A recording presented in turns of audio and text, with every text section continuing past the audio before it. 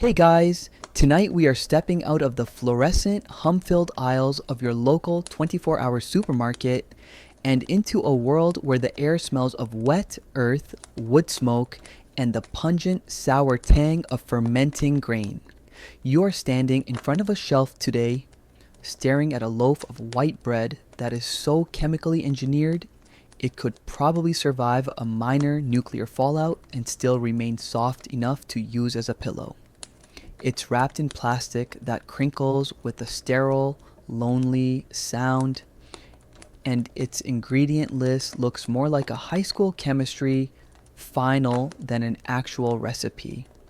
Honestly, if you were suddenly teleported back to the year 1250, you probably wouldn't survive the first week. Mostly because your modern, pampered gut would have no idea how to handle the sheer, unadulterated density of a real meal, but also because you'd likely offend a local blacksmith by asking if his sourdough was low carb. So, before you get comfortable, take a moment to like the video and subscribe, but only if you genuinely enjoy what I do here. I'd love to know where you're listening from tonight, so drop your location and the local time in the comments. It's always a bit surreal to think of us all drifting off together across different time zones. Now, dim the lights, maybe turn on a fan for that soft background hum, and let's ease into tonight's journey together. You are standing in a modern kitchen, the clock on the microwave blinking a cold digital green. You pull a slice of bread from a plastic bag. It's perfectly rectangular, snowy white, and has the structural integrity of a sponge. You squish it between your fingers and it bounces back, a feat of engineering that defies the laws of biological decay. This is bread in the 21st century, a highly processed, sugar-laden, shelf-stable foam that your body barely recognizes as fuel. It is the fast fashion of the food world, cheap, mass-produced, and ultimately disposable. But now, blink. The cold linoleum under your feet turns into packed, cold dirt. The hum of the refrigerator is replaced by the distant lowing of an ox and the rhythmic, muffled thud of a flail hitting grain in a nearby barn. You are in a medieval village and it is just before dawn. The air is chilly, biting at your skin through your rough wool tunic, which feels like wearing a very itchy burlap sack designed by someone who hated comfort. You aren't reaching for a plastic bag.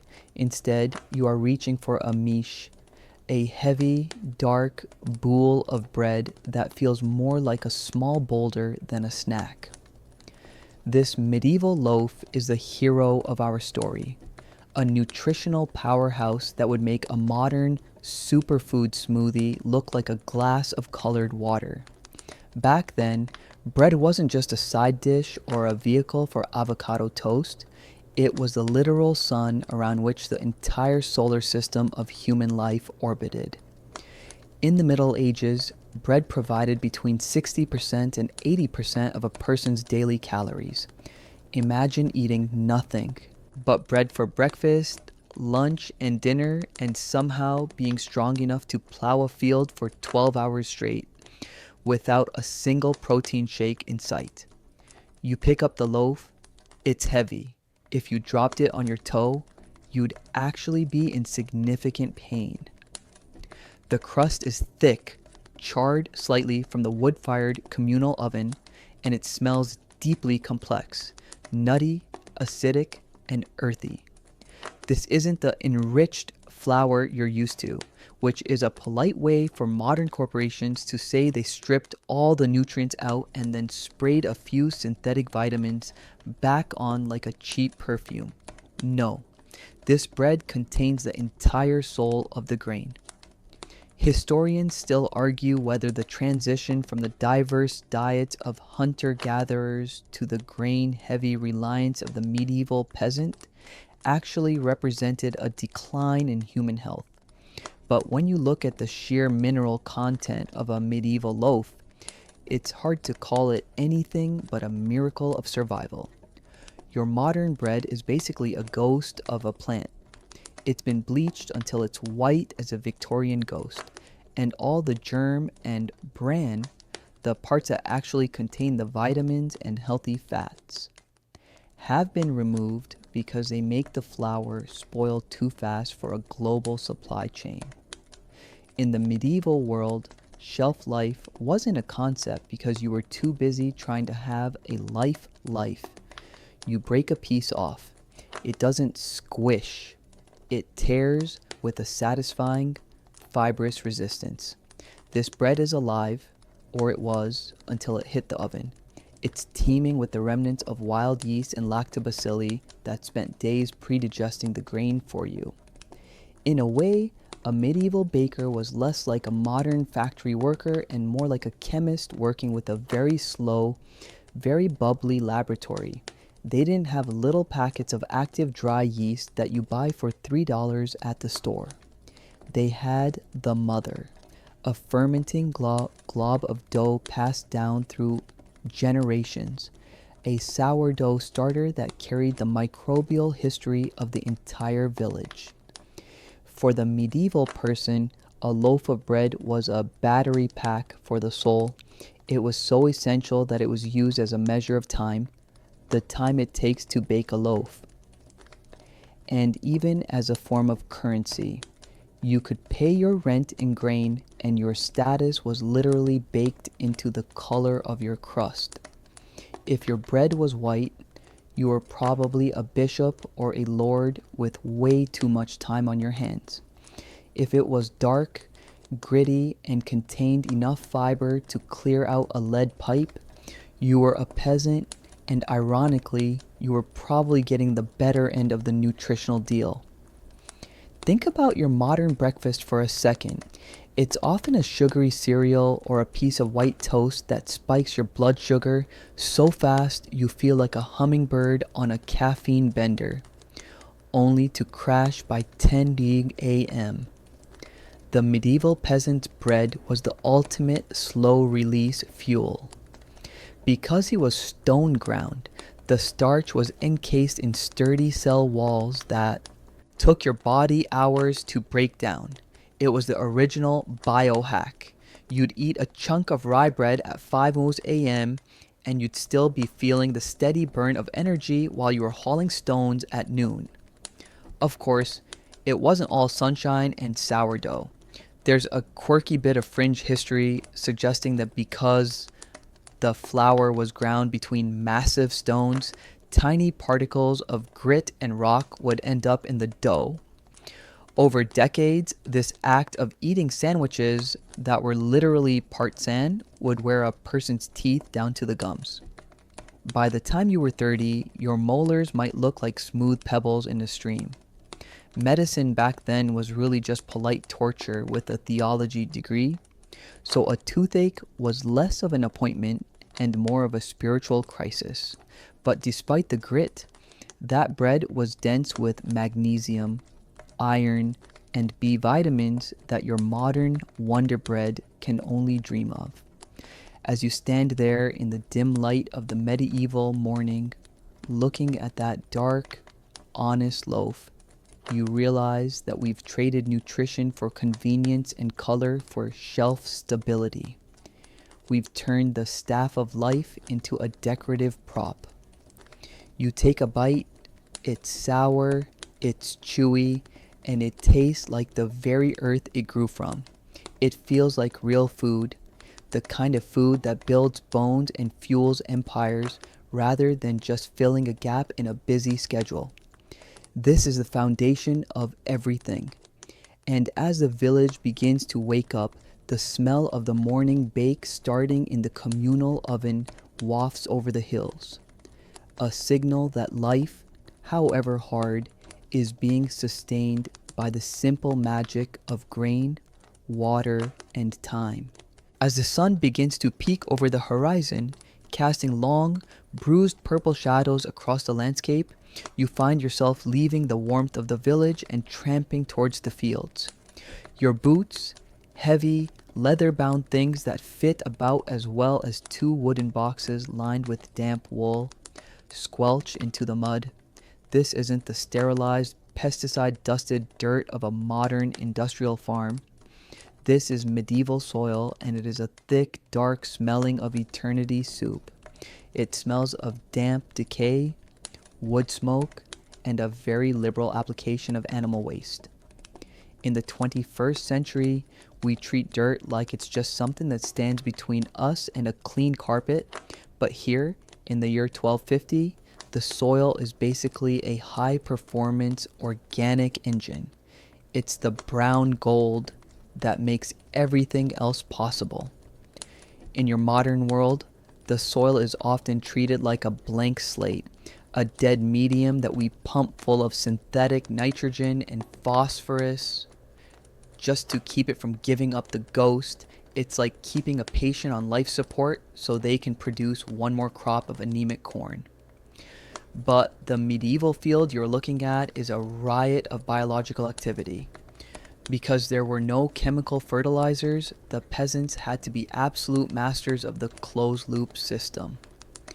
Every bit of organic matter, the stalks of last year's harvest, the kitchen scraps, and every ounce of manure from the village livestock was returned to the earth. It was the ultimate recycling program, run by people who didn't even have a word for sustainability, because for them, it was just the only way to not starve to death. You watch a farmer nearby leaning into a heavy wooden plow pulled by a pair of oxen that look like they've seen several lifetimes of manual labor and aren't particularly impressed with any of them. This plow is an analog hardware masterpiece. It doesn't just scratch the surface, it turns the earth over, exposing the deep, mineral-rich layers to the air. Because the soil hasn't been overfarmed for centuries by industrial machines, it's packed with trace minerals, zinc, selenium, magnesium, that have mostly vanished from our modern supermarket produce. Historians still argue whether the medieval peasants' reliance on this ultra-mineralized soil was the secret behind their surprisingly robust skeletal structures, despite the lack of what we call a balanced diet. Think of modern soil as a smartphone battery that's been recharged 10,000 times and now only holds a 5% charge. Medieval soil was like a brand new power bank straight out of the box. The grain growing here, like the ancient einkorn or the hardy rye, is pulling all those minerals up into its stalks and seeds. When you eat the bread made from this grain, you aren't just getting calories, you're getting a geological dose of the earth itself. Its nutrient density in a way that modern supplements can only try to mimic with shiny plastic bottles and expensive marketing. Campaigns. The mainstream historical fact that defines this era is the three-field system. You're standing in one of those fields right now. One field is planted with winter wheat or rye, one with spring crops like peas or beans, and the third is left fallow, essentially giving the earth a year-long nap. This rotation prevented the soil from being mined of its nutrients. Leaving a field fallow wasn't a waste of space. It was a deliberate act of letting the soil breathe and recover. It's the agricultural equivalent of a weekend getaway for the dirt. During this fallow year, local sheep and cattle would graze on the weeds, naturally depositing fertilizer as they went. It's a very slow, very smelly, but incredibly effective way to build a superfood. There's a quirky, slightly fringe tidbit that historians love to whisper about regarding medieval soil health: the night soil. Yes, that's a polite Victorian term for human waste. While we find the idea absolutely revolting today, mostly because our modern waste is full of microplastics and pharmaceuticals, medieval human waste was actually quite valuable. In some regions, The contents of the village cesspits were carefully collected and spread onto the fields. It was the original biosolids program. If you didn't have enough cow dung, your own contributions were the 13th century version of a tax return. A little something back to the system that keeps you alive. It's a bit dark to think about, but your ancestors literally turned their own waste into the super in their superfood. As you walk along the edge of the field, you notice that the grain isn't uniform. In a modern wheat field, every plant is a genetic clone of the one next to it, standing at exactly the same height like a creepy green army. Here, the wheat is a chaotic mess. There are tall stalks, short stalks, and a dozen different varieties of weeds growing in between. But those weeds, things like wild mustard or vetch, weren't always seen as enemies. They helped fix nitrogen in the soil and provided a secondary source of nutrients. This biodiversity meant that if a specific pest or disease hit one type of grain, the others might survive. It was the ultimate insurance policy against the you probably won't survive this reality of a medieval winter. The grain itself is also vastly different. You're looking at land race varieties, grains that have adapted to the specific village's climate and soil over hundreds of years. They are tough, rugged, and deeply rooted. Modern wheat has been bred to have short stalks so it doesn't fall over when we douse it with chemicals, but medieval grain had roots that went deep into the subsoil, mining for minerals that haven't seen the sun in millennia. When that grain is eventually harvested and ground into flour, those minerals end up in your stomach. You stop to pick up a handful of the dirt. It's cool and crumbly, and if you look closely, it's teeming with worms and insects. This is a living ecosystem. In your world, a handful of farm soil is often sterile, a silent graveyard for the microbes that used to live there. But here the soil is loud. It's a bustling metropolis of bacteria and fungi that are busy breaking down organic matter into a form the plants can use. This microbial life is the foundation of the sourdough process we'll talk about later. The very air around these fields is thick with the wild yeast that make medieval bread a living thing. It's hard not to feel a bit sorry for our modern selves. We've traded this vibrant, mineral-rich, living soil for high-yield, low-nutrient dirt that requires a degree in chemical engineering to manage. We get more bread per acre, sure, but the bread we get is a nutritional shadow of the heavy, dark loaves being fueled by this medieval earth.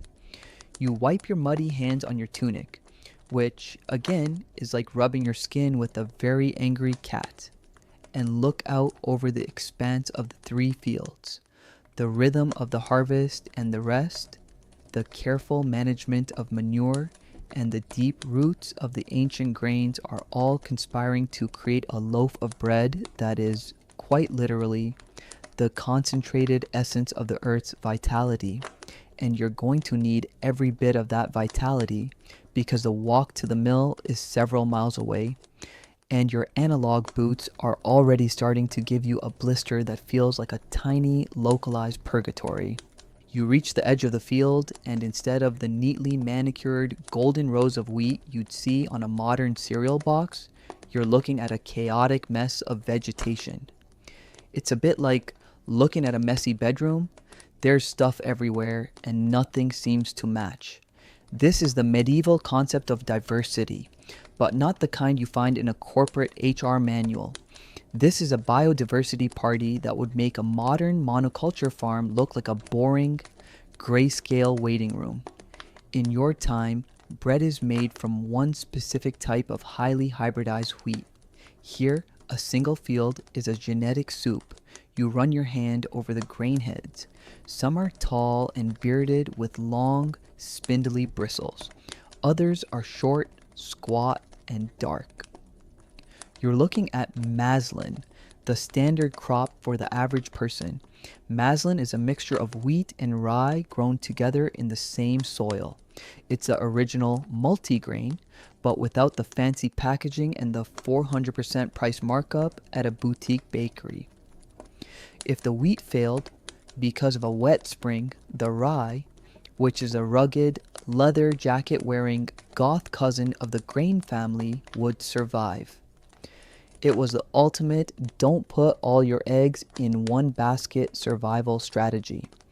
Rye is a fascinating grain.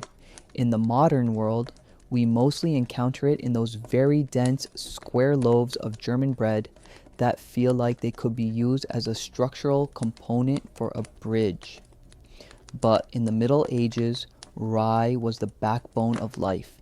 It's incredibly high in fiber and contains complex carbohydrates that take your body an eternity to process. While your modern white bread is like a shot of cheap tequila for your blood sugar. Fast up, fast down, and a headache later, rye bread is more like a slow-burning candle.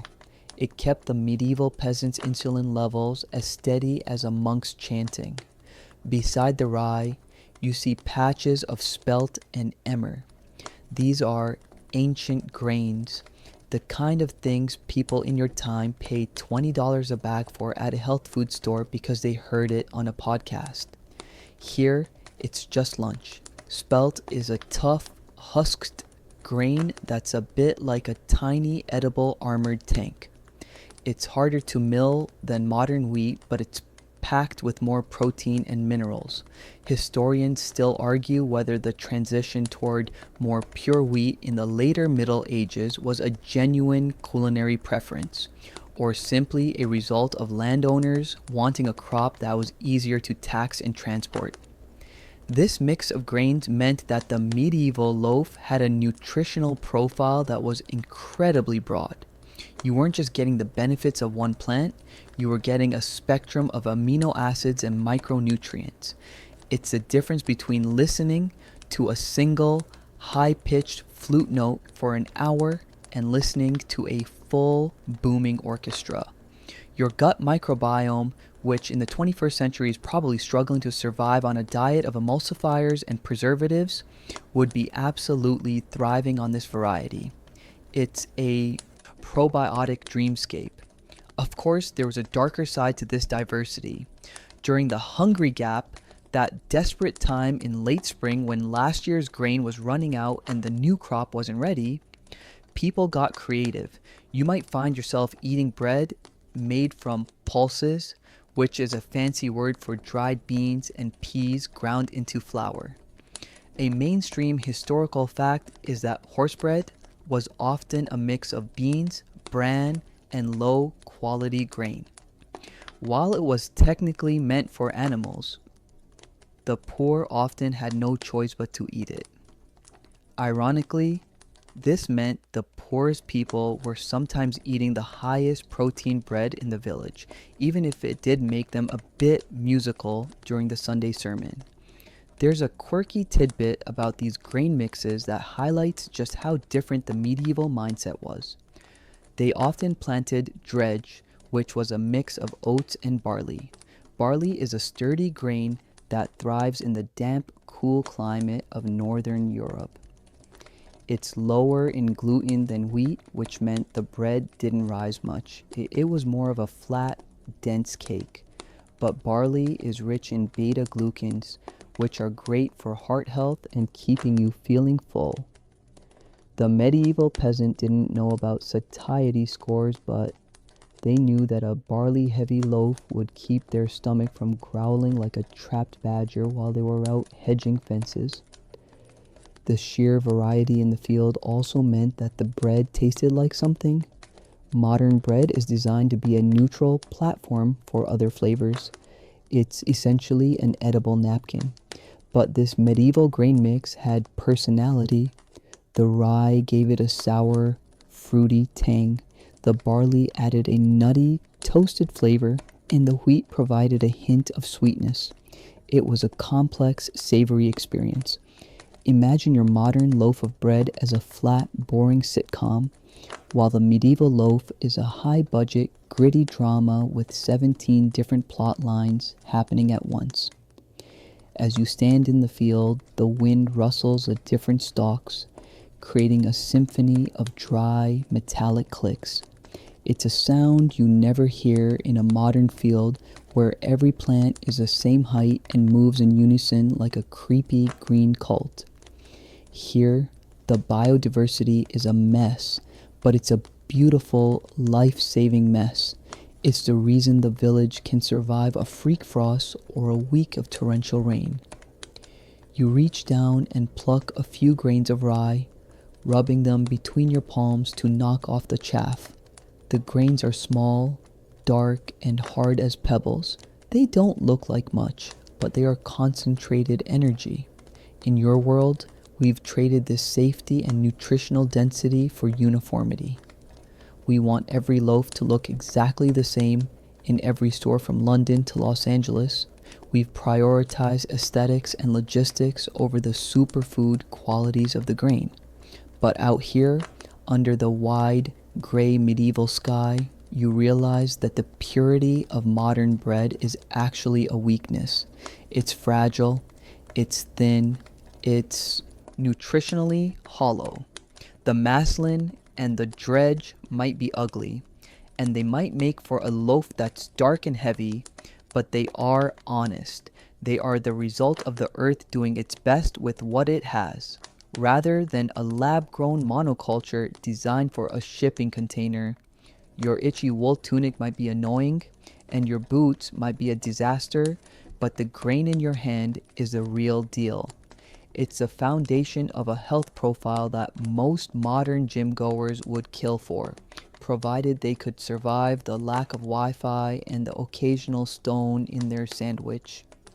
You pocket a few grains, a tiny souvenir of a time when bread was a complex biological miracle rather than a factory-made foam. You leave the chaotic, rustling fields behind, the weight of a small sack of grain slung over your shoulder.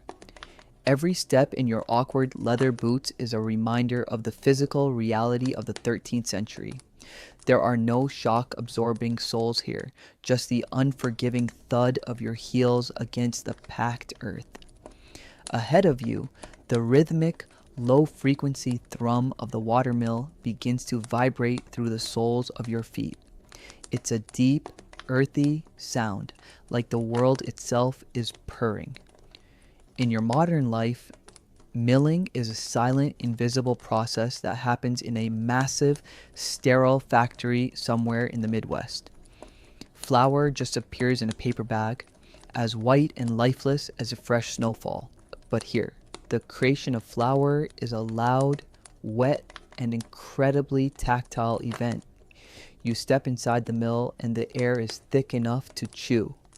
A fine, pale dust coats everything.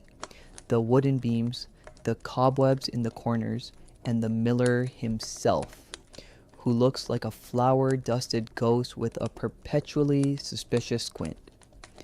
This dust is the glitter of the medieval world, except it's actually useful and significantly more explosive. You have to be careful. A stray spark in a mill is basically a 1250 style fuel air bomb. This is the heart of the village's nutrition, and it is a masterpiece of low-speed, high-torque engineering.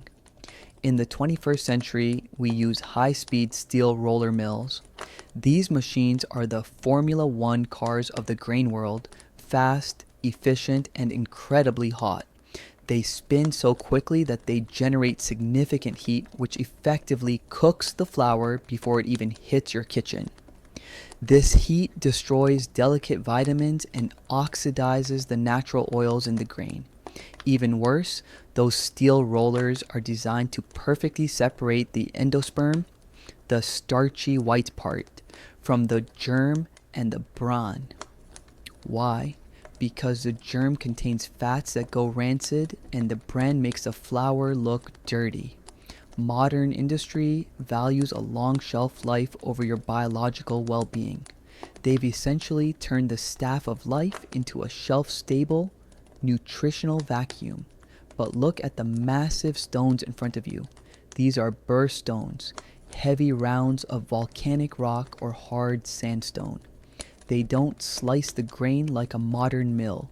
They crush it with the patient, grinding force of a slow-moving mountain.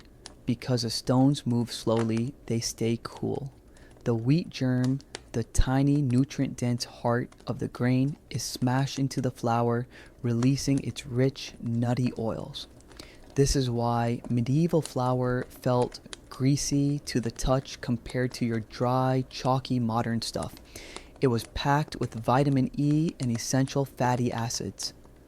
Historians still argue whether the stone-milled grit in the flour served as a vital, if accidental, source of dietary minerals like calcium and silica, or if it was purely a dental catastrophe. You watch as the miller pours your grain into the hopper. The stones groan, a sound like two giants grinding their teeth. The flour that spills out into the bin isn't the stark, bleached white you're used to. It's a rich, creamy off-white, flecked with bits of brown and gold. It smells incredible, like toasted nuts and warm summer rain. This is whole food in the truest sense. Every single part of the plant that grew in that mineral-rich soil is present in this flour. You haven't refined it. You've just changed its state of matter. The miller takes his multure, a portion of your grain, as payment. In the Middle Ages, the mill was a banal monopoly. This meant the local lord owned the mill, and you were legally forbidden from grinding your own grain at home with a hand quern. It was like a mandatory, high-priced subscription service that you couldn't opt out of without facing a hefty fine or a stint in the stocks. The miller was often the most distrusted man in the village, the 13th century equivalent of an ISP provider who knows he's the only game in town and isn't afraid to throttle your bandwidth, or in this case, lighten your flour sack. There's a quirky, fringe tidbit about medieval millers and their thumb. You may have heard the phrase, "An honest miller has a golden thumb." This wasn't a compliment. It referred to the way a miller would surreptitiously press his thumb onto the scale while weighing your flour to skim a little extra for himself. Because of this, millers were frequently the target of bread riots and local folklore that painted them as half demons. If your internet went out today, you'd tweet a complaint. If the medieval miller cheated you, the whole village might show up at his door with very pointed agricultural tools. As you wait for your flour, you notice how the stones are dressed. The miller uses a sharp hammer to pick out tiny grooves in the rock. These grooves act like scissors, shearing the grain. But as the stones rub together, microscopic particles of the rock itself end up in your flour. This is the grit we talked about earlier. In your modern world, sand in the food is a reason for a lawsuit. Here, it's just the texture of reality. Your teeth will pay the price, but your body will reap the rewards of the minerals. Think about the difference in energy. A modern mill uses massive amounts of electricity to produce a nutritionally stripped product. This medieval mill uses the weight of the stream, a renewable, green energy source that has been turning this wheel for 100 years. The pace is slower, yes, but the result is a living product. Because the oils are still in the flour, it won't last months on a supermarket shelf. It has to be used, shared, and eaten while it's still alive. It forces the community to be a community. You can't hoard this superfood. You have to live it. The miller hands you your sack of flour. It's warm. Not the artificial warmth of a heater, but the friction warmth of the earth being transformed. You can feel the weight of it The density of the nutrients that you haven't been sifted away to make it look prettier.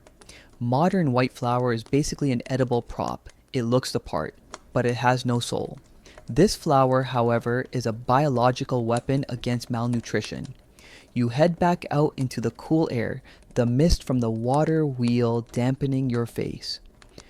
You're carrying the raw materials for a loaf of bread that will contain more bioavailable iron and B vitamins than a whole box of fortified modern cereal. Your journey is only half over though. Having the flour is one thing.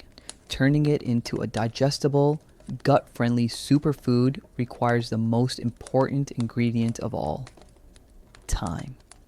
And in the medieval world, time isn't something you spend, it's something you respect. You start the walk back to the village, the rhythmic thump-thump of the mill fading behind you, replaced by the quiet anticipation of the fermentation that's about to begin. You're about to meet the mother, and she's been waiting for you for a very, very long time. You return to your small, timber-framed cottage as the sun begins to sink, painting the sky in bruises of orange and deep violet. Inside, the air is thick with the scent of wood smoke and the lingering, ghostly aroma of yesterday's pottage.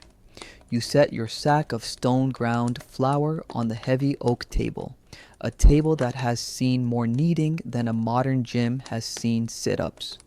Now, we reach the part of the story where the real superfood magic happens. In your world, making bread is a frantic 1-hour affair involving a bread machine and a packet of factory-produced yeast that's been engineered for speed above all else. But here, in the 13th century, you don't control the schedule. The microbes do. You reach for a heavy ceramic crock in the corner. This is the mother. In the 21st century, people treat their sourdough starters like high-maintenance pets, giving them names like Dough Lolly, and posting photos of their bubbles on Instagram. Here, the starter doesn't have a name, but it has a soul. It's a fermenting glob of flour and water that has been alive for as long as anyone can remember. It's a living museum of the village's microbial history. When you pull back the cloth, the smell hits you. It's sharp, fruity, and slightly funky, like a mix of old beer, wet hay, and a very expensive cheese that you're not quite sure is still safe to eat. In your modern life, yeast is a single-purpose tool. It's a monoculture of Saccharomyces cerevisiae, bred to produce carbon dioxide as fast as possible so the bread puffs up like a balloon before the factory shift ends. It's the fast food of the fungal world. But this medieval starter is a complex ecosystem. It's a wild, swirling dance of multiple yeast strains and lactobacilli, the same friendly bacteria found in yogurt. This is why medieval bread didn't just taste like nothing. It tasted like life. You begin the process of mixing the flour with water and a leaven from the mother. There are no measuring spoons here. No digital scales that measure to the microgram. You use your hands, your fingers disappear into the cool, sticky mass, and you begin the rhythmic, grueling work of kneading. It's a sensory overload. The dough is heavy, resisting you at first, a cold and stubborn lump of mud. But as you work it, it begins to change. It becomes elastic. It starts to feel alive. This is where the biological hack happens. Modern bread makes so many people feel sick, bloated, lethargic, and foggy-headed because it skips this long, slow fermentation. Historians still argue whether medieval people actually understood the invisible life in their dough or if they viewed the bubbling and rising simply as a divine, alchemical mystery, a literal daily bread, granted by a miracle. Regardless of what they believed, the science was working in their favor. Inside that bowl, the lactobacilli are performing a chemical exorcism. Grains naturally contain something called atanthitic acid or phytates. In the health world today, these are often called anti-nutrients. They are like little biological locks that bind to minerals like iron, zinc, and magnesium, preventing your body from absorbing them. If you eat a modern, fast-yeasted whole wheat loaf, you're eating those minerals, but they're locked up. They pass right through you. But in your medieval kitchen, the long 24-hour fermentation gives the bacteria time to produce an enzyme called phytase. This enzyme picks the locks. It breaks down the phytic acid, unlocking all those vitamins we talked about in the field and the mill. By the time this bread hits the oven, it is a bioavailable multivitamin in a crusty shell. And then there's the gluten. Everyone in the 21st century seems to be gluten sensitive, and for good reason. Modern wheat is bred for high tenacity gluten that survives industrial processing, and then we barely ferment it, leaving the protein structures large and difficult for our puny modern guts to break down. But your medieval mother is a master of pre-digestion. The acids produced during the long rise act like a molecular pair of scissors, snipping the long gluten strands into smaller, more manageable pieces. By the time you eat this, the bacteria have already done half the work of digestion for you. It's like having a tiny invisible team of chefs working inside the dough to make sure your stomach doesn't have a meltdown later. As you work the dough, the friction of your hands warms it. You've been at this for 20 minutes and your shoulders are burning. This is the analog workout. There's a quirky, slightly fringed tidbit that during particularly cold winters, medieval bakers were known to take their dough to bed with them. They would wrap the fermenting mass in blankets and sleep with it to keep it at a steady human body temperature. Imagine the dedication. You're so committed to the next day's breakfast that you're spooning a 5-pound lump of sourdough. It's the ultimate, you probably won't survive this commitment to the craft. The mainstream historical fact here is that until the mid-19th century, specifically around the 1850s, when Louis Pasteur finally figured out what yeast actually was, all bread was sourdough. There was no other way. If you wanted bread, you wanted fermentation. This meant that for thousands of years, the human gut was perfectly adapted to this specific pre-digested form of grain. We spent millennia eating living bread, and then in the span of about 100 years, we switched to dead bread. Is it any wonder our insides are confused? You cover the dough with a damp linen cloth and set it near the embers of the hearth. Now you wait. In your world, waiting is a nuisance. You check your phone, you refresh your feed, you pace the kitchen. But here, waiting is a ritual. The dough will sit for hours, perhaps through the night. While you sleep, the wild yeast will feed on the natural sugars in the grain, burping out tiny bubbles of carbon dioxide that lift the heavy mass. The lactobacilli will continue their exorcism of the anti-nutrients. The air in the cottage begins to change. It's no longer just smoke and damp wool. It's the breath of the dough, a sweet, tangy, slightly alcoholic scent that signals the transformation is underway. You look at your hands, coated in a thin, drying film of flour and water. They feel rough, but there's a strange satisfaction in it. You aren't just a consumer, you're a participant in a biological cycle that stretches back to the dawn of civilization.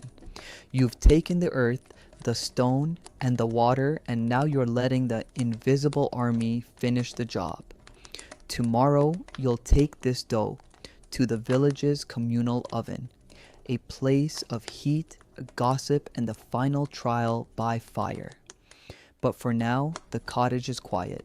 The only sound is the occasional pop from the hearth and the soft, almost imperceptible sigh of the dough as it expands. You realize that your modern bread isn't just making you sick because of what's in it, it's making you sick because of what's missing. It's missing the time, the microbes, and the manual labor that turns a pile of crushed seeds into the staff of life. You blow out the small tallow candle, the smell of animal fat mingling with the fermenting grain, and prepare to dream of the crust that awaits. The gray light of a medieval Tuesday begins to bleed through the cracks in your shutters, and you wake up to a room that smells like a brewery and a wet dog. The mother has done her job. You peel back the linen cloth, and the dough has transformed from a dense, stubborn lump into a pillowy, vibrating mass of potential energy. It's slightly tacky to the touch and is covered in tiny, delicate bubbles, the breath of the wild yeast. You lift the heavy basket, feeling the weight of the day's calories. It's time to head to the communal oven. In your modern world, you have a private kitchen, a private oven, and a private me-time ritual. But in the year 1250, bread is a team sport. You trudge through the village mud, the basket balanced on your hip. Ahead, a massive stone structure looms, radiating a wall of dry, searing heat that you can feel from 30 feet away. This is the seigneurial oven, owned by the local lord. This isn't just a place to cook. It's a 13th century version of social media. It's where you find out who's pregnant, who's cheating on their taxes, and whose cow has the evil eye. Because fuel, wood, and charcoal is incredibly expensive and difficult to gather, individual families don't have their own ovens. That would be like having a personal particle accelerator in your garage today. It's a massive waste of resources and technically a fire hazard that could burn the whole village down in 20 minutes. You step into the heat and your eyes immediately start to water. The fernar, or oven keeper, is a man who looks like he's been partially tanned into leather by 40 years of standing next to a fire. He is the gatekeeper of the bake. He's currently using a peel, a long-handled wooden paddle, to rake out the glowing embers. The oven is a retained heat system. You build a massive fire inside the stone chamber until the rocks themselves glow with stored energy. Then you sweep out the ash and let the radiant heat do the cooking. It's an incredibly efficient way to bake, and it gives the bread a crust profile that your modern convection oven can only dream of. In your 21st century kitchen, you set a digital timer and walk away. Here, timing is an art form. The baker knows the oven is at the right temperature when he throws a handful of flour onto the hearth, and it browns in exactly the time it takes to say a Hail Mary slowly.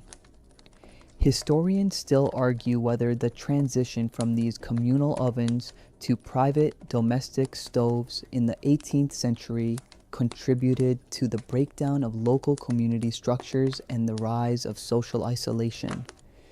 When you bake together, you have to talk to each other, you have to wait, you have to exist in the same space as the people you secretly find annoying.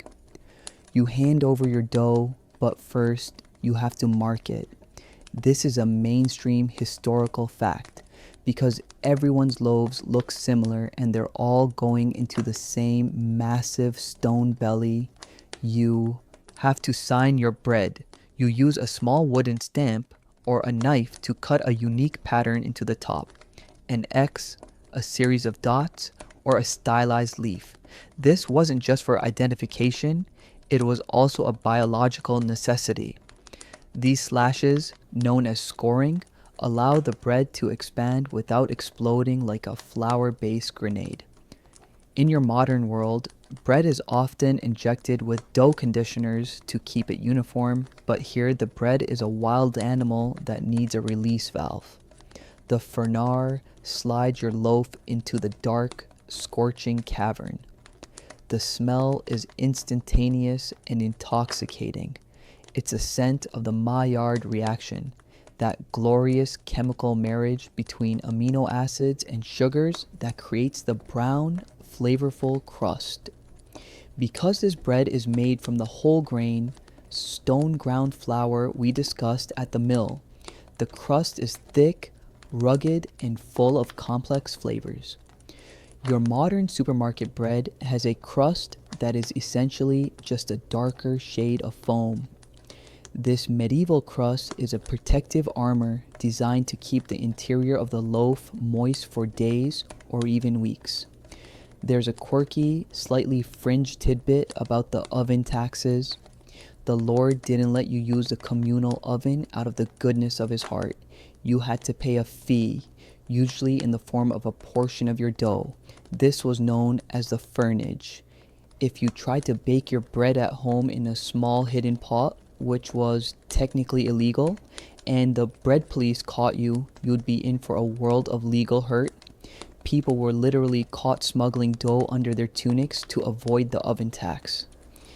It's the ultimate, you probably won't survive this level of petty bureaucracy.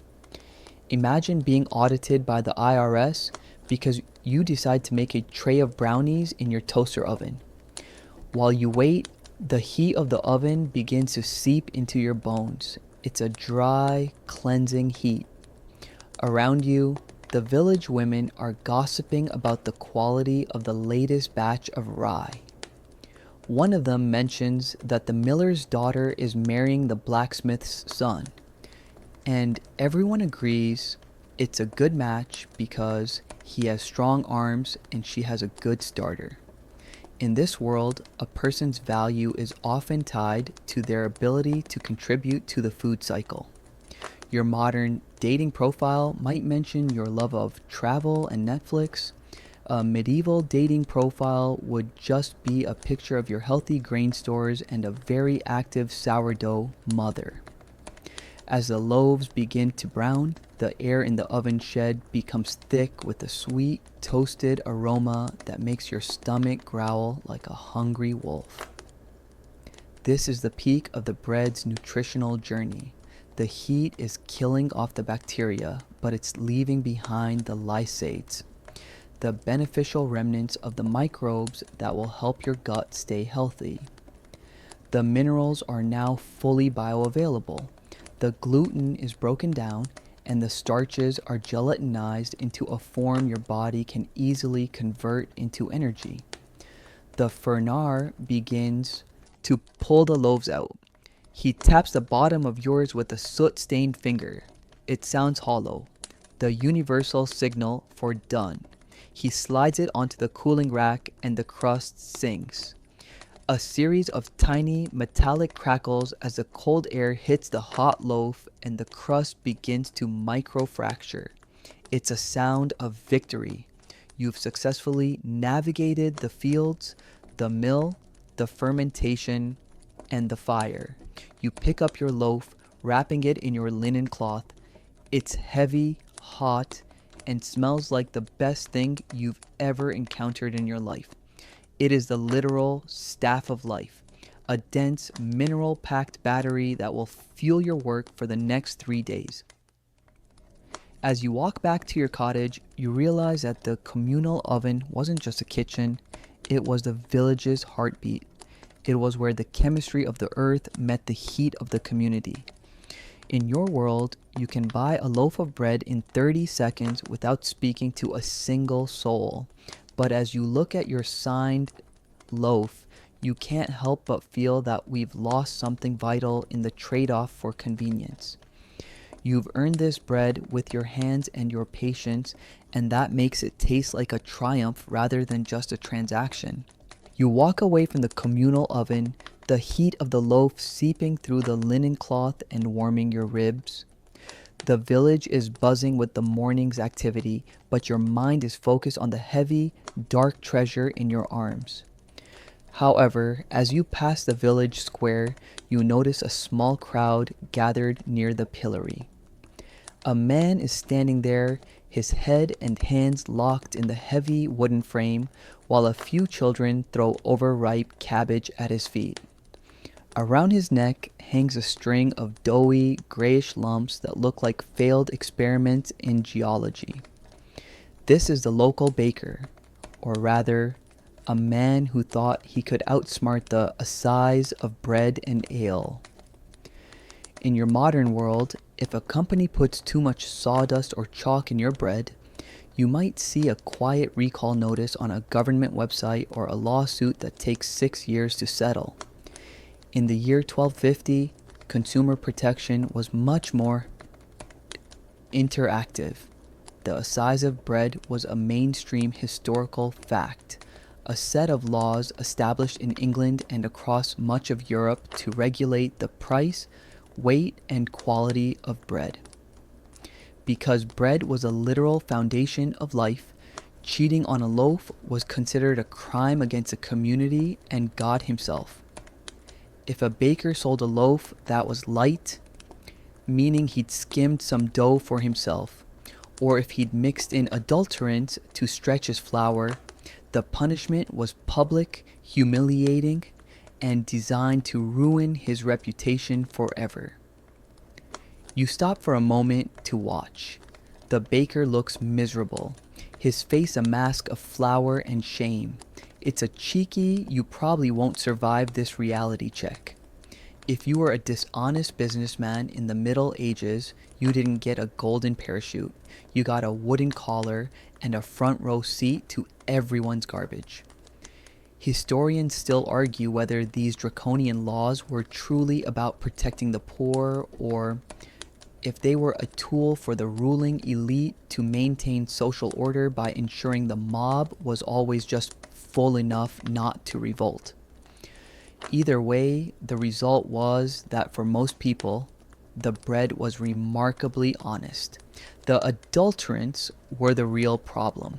In your 21st century supermarket, your bread is legally allowed to contain L-cysteine, sometimes derived from human hair or duck feathers, azotic carbonamide, a plastic foaming agent found in yoga mats, and various bleaching agents. We call these ingredients or processing aids. In the Middle Ages, they called them fraud. A dishonest baker might try to sneak in some fine white sand, chalk, or even ground up dried beans to make a heavy loaf without using expensive wheat. But the village had bread weighers, officials whose entire job was to visit bakeries, weigh the loaves, and check for whiteness and honesty.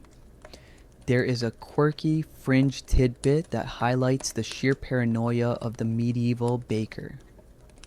To avoid the risk of being accused of lightening a loaf, many bakers would add an extra piece of dough to every order of 12.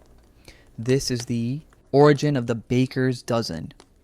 It wasn't an act of generosity, it was a desperate legal insurance policy. If one loaf came out a bit small because of a hot spot in the oven, the 13th loaf would cover the weight difference and keep the baker's neck out of the pillory. They were so terrified of the law that they'd rather give away free food than risk a day in the stocks. As you move past the square, you think about the superfood aspect of this honesty. Because a law demanded that bread be made from pure grain, the medieval consumer was protected from the chemical cocktail that defines modern industrial baking. Your modern bread is designed to be a product, something that can be shipped, stored, and sold for maximum profit. The medieval loaf was a service, a vital utility that was strictly regulated to ensure it did its job, keeping the population strong enough to work the fields. Think about the transparency of your food. Today, you need a PhD in biochemistry to understand a bread label. In 1250, transparency was the baker's bearskin. In some towns, if a baker was caught cheating repeatedly, He would be drawn through the streets on a hurdle, a kind of wooden sled with the offending bread tied around his neck, so everyone could see exactly who had tried to poison the communal well-being. It was the ultimate one-star review delivered with physical force. This level of accountability meant that, despite the lack of modern hygiene, the fundamental building blocks of the bread were usually far superior to what you'd find in a plastic bag today. You find a quiet spot near a stone wall to rest your basket. The smell of your own honest loaf is a comfort. You know exactly what's in it. The maslin grain from the three-field system, the mineral-rich dust from the stone mill, the mother fermentation that broke down the gluten, and the radiant heat of the village oven. There are no emulsifiers to make it soft, no calcium propionate to stop it from molding, and no high fructose corn syrup to give it an artificial tan. It's a clean label that doesn't need to be printed because the whole village saw it being made. It's ironic, isn't it? We think of ourselves as so advanced because we have food safety agencies and lab-tested ingredients, but we've allowed our most basic food to be degraded into a food-like substance that contributes to metabolic syndrome and gut inflammation. The medieval peasant, for all their lack of indoor plumbing and their itchy wool tunics, had a legal system that treated the quality of bread as a sacred trust. They knew that if the bread was sick, the people would be sick. You break off a small piece of the crust, still warm, still singing. It's tough, requiring a good deal of chewing. This mechanical act of eating is actually part of the health benefit. Chewing dense, fibrous bread stimulates saliva production and starts the digestive process properly, something your modern melt-in-your-mouth bread fails to do. You're working for your nutrients. As you chew, you watch the disgraced baker being released from the pillory. He scurries away, probably to go knead a baker's dozen for his next batch. You realize that superfood isn't just about the vitamins, it's about the integrity of the system that produces it.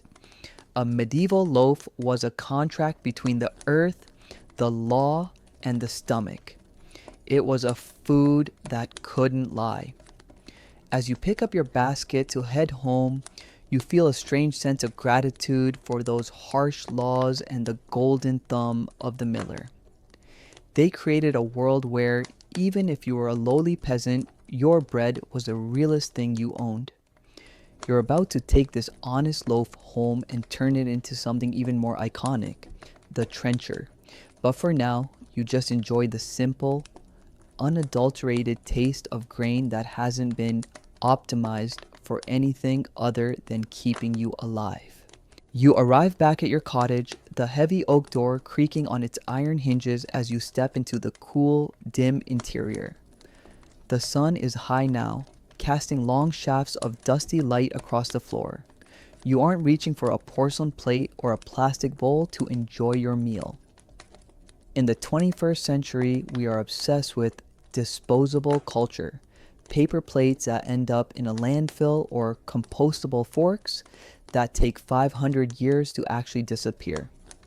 In the Middle Ages, the solution was much more elegant and significantly more delicious. You are about to prepare your trencher. A trencher is, quite literally, an edible plate. It is a mainstream historical fact that for centuries, across all levels of society, bread served as the primary vessel for food. You take a loaf that is about 4 days old. Remember that dense, stone-milled loaf we talked about? It has sat in the cool larder and the crust has become as hard as a turtle's shell. This isn't because it's gone bad, it's because it's been aged for structural integrity. You take a long, wicked-looking knife and slice the loaf horizontally, creating a thick, flat slab of bread about an inch deep. This is your table. Think of the trencher as a 13th century version of a high-end artisanal sourdough bowl you might get at a trendy soup place today, except instead of being a novelty, it's a biological necessity. You place a slab of bread on the wooden table. It's dry, it's tough, and if you tried to eat it right now, you'd probably snap a tooth faster than the miller can cheat a customer. But then, you ladle out a thick, steaming portion of pottage, a slow-cooked stew of leeks, cabbage, onions, and if you're lucky, a bit of salted pork fat. As the hot stew hits the bread, the superfood magic enters its second phase. The sourdough, which is already packed with those bioavailable minerals and pre-digested proteins we discussed, begins to act like a biological sponge. It absorbs the fats, the bone broth, and the vegetable juices. In your modern world, we worry about soggy food. We want our bread toasted and crisp, serving as a barrier between us and the sauce. But in the medieval mind, the soak was the point. The bread was a flavor harvester. Historians still argue whether the trenchers were actually eaten by the diners themselves or if they were strictly reserved for the alms dish. According to many accounts, at the end of a meal, these juice-soaked slabs of bread, now heavy with the concentrated essence of the stew, were gathered up and given to the poor or the village dogs. If you were a wealthy lord, eating your own plate might be considered a bit low class, like licking the grease off a pizza box in public today. But if you were a peasant, that soaked bread was the dessert. It was the most nutrient-dense part of the meal, a concentrated block of complex carbs and animal fats that would keep you fueled through the afternoon's labor. There is a quirky fringe tidbit about the upper crust that you've probably heard before. People often say the phrase refers to the top of the bread being given to the honored guest because it was cleaner. While that's a popular story, the reality of the trencher suggests that the bottom crust was actually the most sought after part by anyone with a functional appetite. It was the part that had sat in the juices. It was the flavor bomb. In a world where spices were worth their weight in gold, a piece of bread that had spent an hour soaking up pork fat was the closest thing to a luxury item a commoner would ever touch. Compare this to your modern, healthy lunch. You may have a salad in a plastic container with a slice of processed white bread on the side. The bread adds nothing but empty calories and a blood sugar spike.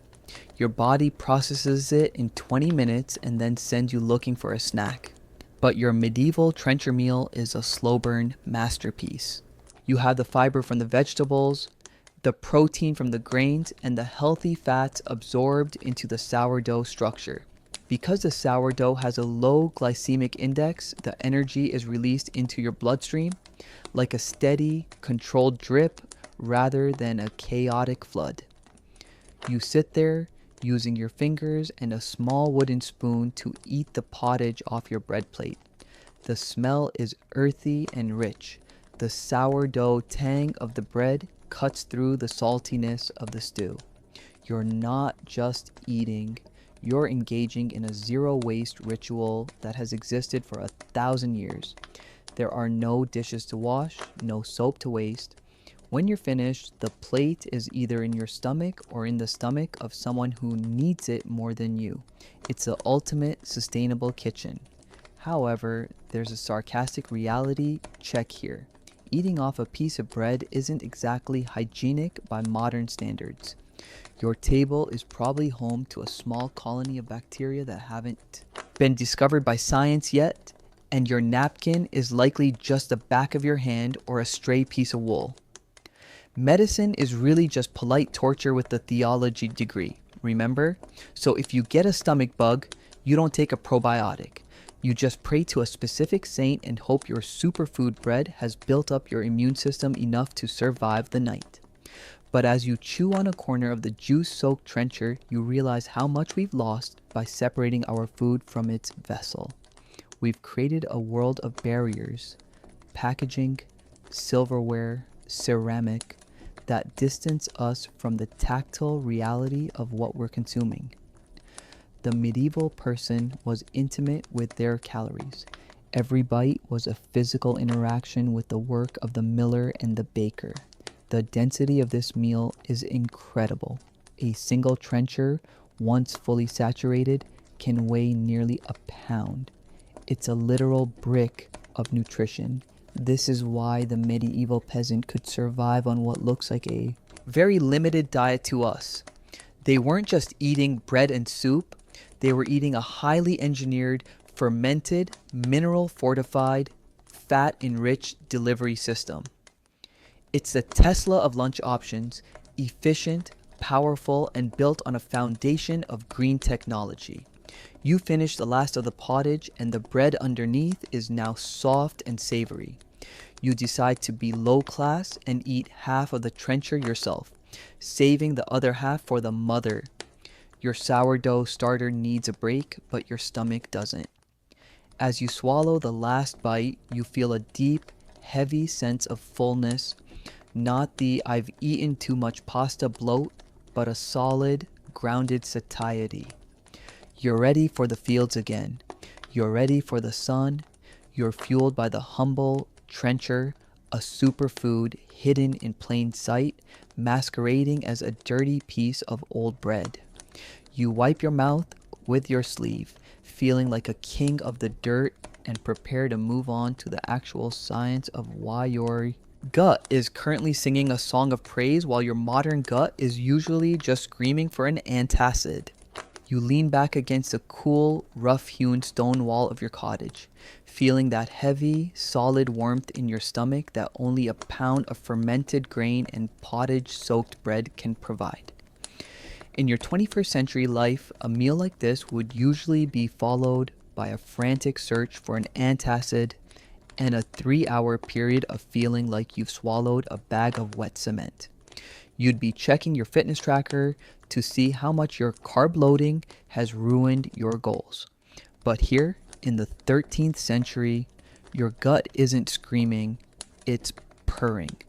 This is because your medieval digestive system is currently a high-performance diesel engine, while your modern gut has been pampered into acting like a vulnerable Victorian child who faints at the sight of a breeze.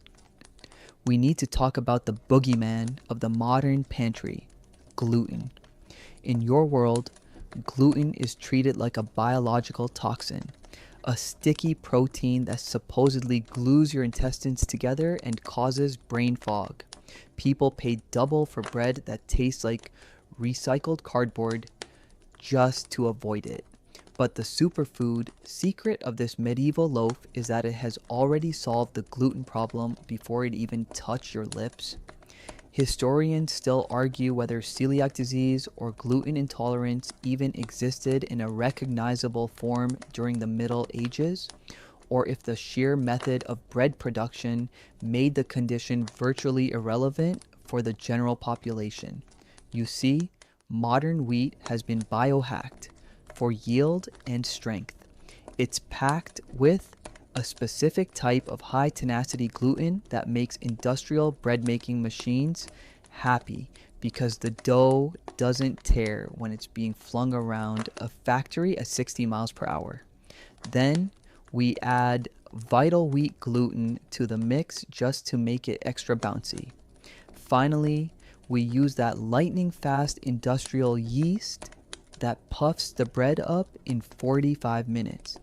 This means the gluten hits your stomach as a massive, complex, unbroken protein chain. Your body looks at it and says, I have no idea what to do with this, and then starts an inflammatory civil war in your colon. But your medieval loaf, it's been sitting with the mother for nearly 24 hours. During that time, the lactobacilli, those friendly neighborhood bacteria, have been busy at work.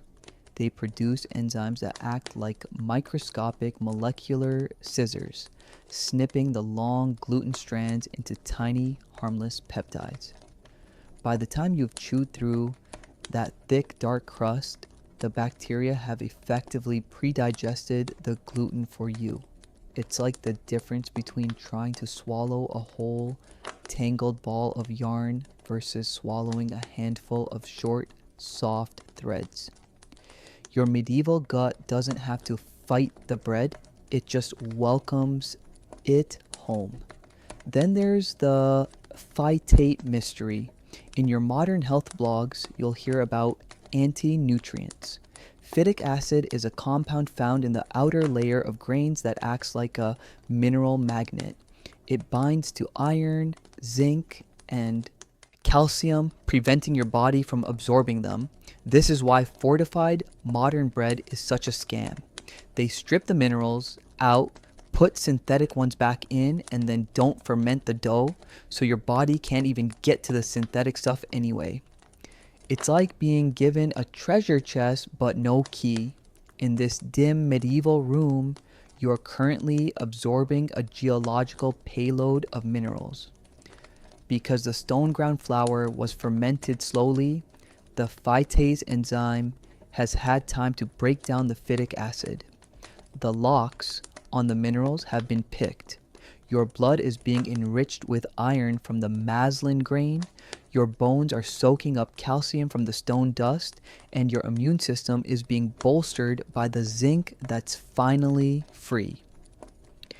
You aren't just eating calories, you're performing a biological update on your entire system. There is a quirky, fringe tidbit about medieval gut health that would make a modern nutritionist's head spin. In the 13th century, they didn't have a concept of microbiomes, but they followed the theory of the four humors. They believed the stomach was a simmering cauldron or an internal furnace that cooked the food to turn it into blood. To keep this furnace burning at the right temperature, you had to balance dry bread with wet ale or pottage. If your furnace got too cold, you'd become phlegmatic and lazy. Too hot, and you'd become choleric and pick a fight with the goat. It sounds like complete nonsense, but it accidentally led them to a perfect diet of fermented solids and fermented liquids. The ultimate probiotic pairing. A mainstream historical fact that supports this superfood status is the sheer volume of consumption. A typical medieval peasant or laborer might consume between 2 and 3 pounds of bread every single day. If that bread were as nutritionally hollow and inflammatory as a modern white loaf, the entire population would have died of scurvy, malnutrition, or sheer exhaustion within a generation. Instead, they built cathedrals by hand, plowed heavy clay soils, and fought wars in 60 pounds of chainmail. They were bread-powered in a way we can't even fathom. You are currently feeling the slow burn energy of those 3 pounds. It's not a sugar high, it's a deep, vibrating sense of physical capability. You look down at your hands. They're stained with the dirt of the field and the soot of the oven, but your fingernails are strong and your skin is resilient. This is the hidden effect of the superfood. The trace minerals like selenium and manganese, which have been stripped from modern soils and modern flour, are present in every bite of your trencher. These minerals are the oil in the machine of your metabolism. They prevent the oxidative stress that makes your modern self feel so old and tired at 4:10 p.m. Ironically, your modern world is obsessed with biohacking, taking cold plunges, wearing blue light glasses, and drinking bulletproof coffee. But the ultimate biohack is sitting right here on your wooden table. It's an ancestral method of taking a seed, crushing it slowly, and letting the wild bacteria of the air turn it into a medicine. We've spent millions of dollars trying to fix bread with chemistry, when the fix was always just time. Of course, the dark humor of it all is that while your gut is thriving, you still have to deal with the fact that medicine is really just polite torture with a theology degree. If you get a splinter in your finger while cleaning the table, the local healer might suggest rubbing it with a poultice of moldy bread and spiderwebs. And yet, there's a strange logic to it. That moldy bread actually contains primitive penicillin. Even their superstitions were sometimes rooted in a deep, accidental understanding of the biological world. You close your eyes for a second, listening to the crackle of the fire. You feel satisfied in a way that is extinct in the 21st century. In your world, fullness is often an uncomfortable, bloated state. Here it's a state of grace. Your body is busy mining the bread for everything it's worth. And because the bread is honest, your body doesn't have to filter out any azoticarbonamide or high fructose corn syrup. It's just fuel, pure and simple. You are a biological masterpiece powered by a microbial miracle. And as the evening deepens, you realize that the next step in understanding this superfood isn't just about what it does to your insides, but what it says about who you are to the rest of the village. Because in the Middle Ages, you aren't just what you eat, you're the color of the crust you can afford. You step out into the village lane, your heavy, dark loaf tucked under your arm like a rustic shield. In your 21st century mind, you've been taught that white bread is the cheap, basic stuff and artisan whole grain is the expensive luxury you buy when you're feeling particularly responsible. But in the year 1250, the color of your bread is the ultimate social filter. It is the medieval equivalent of a blue checkmark on social media or driving a car with a hood ornament that costs more than a peasant's entire cottage.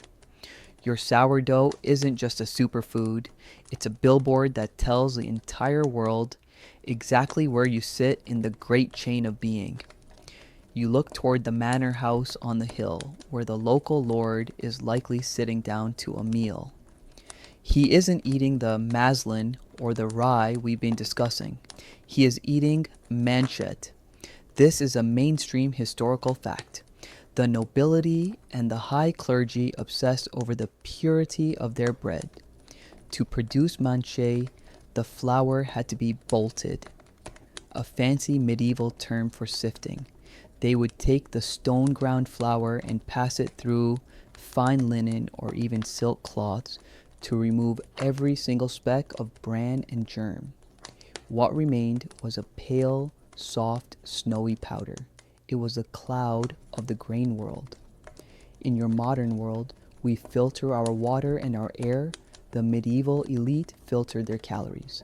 Sifting flour through silk was the 13th century version of filtering your tap water through a Gucci scarf. It was incredibly expensive, labor intensive, and served almost no purpose other than to prove you could afford to waste the most nutritious parts of the plant. The bolting process removed the very fiber, minerals, and healthy fats that made the medieval loaf a superfood in the first place. Ironically, the lord on the hill was paying a premium to eat the closest thing the Middle Ages had to a modern, nutritionally hollow Wonder Bread. Historians still argue whether the physical ailments of the nobility, recorded in various chronicles as sluggishness of the gut or melancholy of the bowels, were directly linked to their preference for this refined white bread over the vulgar but healthy peasant varieties. While you, the vulgar peasant, are absorbing a payload of magnesium and B vitamins that keeps your energy levels steady, the lord is likely dealing with a massive blood sugar spike and a subsequent crash that makes him want to banish his jester for being too loud. He has the status, but you have the gut health. As you walk, You pass a group of laborers sitting by a hedge. They are eating tourt or brown bread. This is the bread of the masses, unbolted, thick crusted, and heavy as a brick. It's the rugged Land Rover of the food world. It's not pretty, it's not soft, and it certainly isn't refined, but it will get you through a muddy field without breaking down. For the medieval person, whiteness was a proxy for purity and closeness to God. The saw you marred, darker your bread, the earthier you were. If your bread was black, made of pure rye or even ground beans, you were basically part of the landscape, a human-shaped extension of the dirt. There is a quirky, fringe tidbit about the great bread hierarchy that illustrates just how deep this obsession went. In some royal households, the quality of bread was used to define the pay scale. The higher your rank in the court, the whiter your loaf. If you were a high-ranking knight, you got the pain de man, the bread of the Lord. If you were a stable hand, you got horse bread, which was essentially a baked block of pea flour, chaff, and the bits of grain that even the rats found questionable. It's a bit like a modern corporation where the CEO gets a catered steak lunch and the interns get a bowl of generic brand crackers, except the crackers are also 40% sawdust. Think about your modern supermarket for a second. We have democratized white bread. Everyone can afford a loaf of bleached, processed foam, but in doing so, we've actually flipped the status symbol. Now, the elite are the ones seeking out the dark, heavy, peasant-style sourdoughs that are packed with seeds and ancient grains. We pay $10 for a loaf that looks exactly like the one you're currently carrying under your itchy wool tunic. We are desperately trying to buy back the health that our ancestors spent centuries trying to refine out of existence. Your superfood loaf is the ultimate irony. To the medieval eye, your bread is a sign of your poverty. It's dirty. It's coarse. It's the food of someone who has to work for a living. But to your biological systems, that dirt is gold. The bran is cleaning out your arteries, the germ is fueling your brain, and the slow fermented starches are keeping your insulin as flat as a pancake. You are biohacking your way to a robust constitution simply because you can't afford to be refined. Of course, the sarcasm of the situation isn't lost on the universe. While you're getting all these vitamins, you're also getting a side of social stigma. If you tried to offer a piece of your dark, honest bread to a passing bishop, he'd probably look at you like you just handed him a piece of seasoned sod. To him, the super in your superfood is just poverty with a crust. He'd rather have his manchet, even if it gives him a stomach ache that makes him feel like he's being haunted by a very specific gluten-based demon. After all, medicine is really just polite torture with a theology degree, so he can always just go get bled by a barber surgeon to fix his white bread bloat. You take a bite of your loaf as you walk. It requires a significant amount of jaw work. This is the mechanical status of the peasant.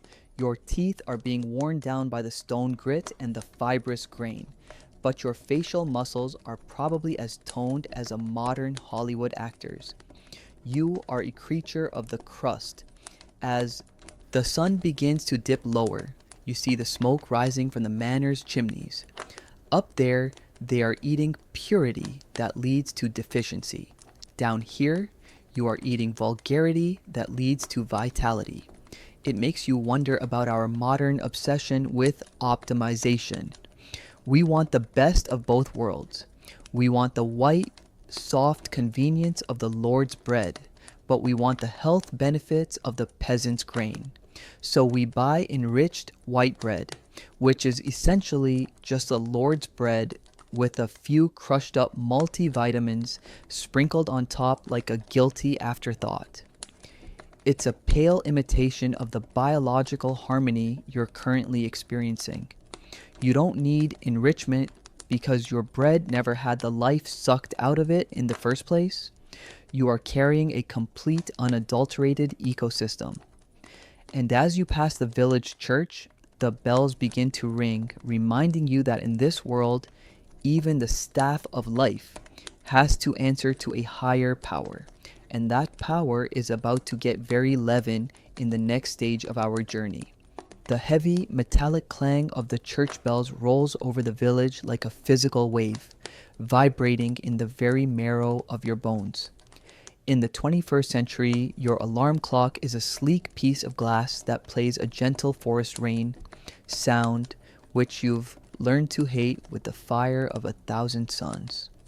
Here, the bells are the alarm clock, the cable television, and the government emergency broadcast system all rolled into one. They tell you when to pray, when to work, when someone has died, and when the bread in the communal oven is likely ready. You are standing in the shadows of the parish church, clutching your dark, honest loaf, and you realize that in this world, your sourdough isn't just biological fuel, it's a holy object. To the medieval mind, the superfood quality of bread was inseparable from its spiritual status. You've been taught to look at food through the lens of calories, macros, and gut health. But for you in the year 1250, bread is a direct line to the divine. This is the era of the Eucharist, where bread isn't just a metaphor, it's a miracle. A mainstream historical fact is that the Fourth Lateran Council of 1215 had recently solidified the doctrine of transubstantiation, the belief that during Mass, the bread literally becomes the body of Christ.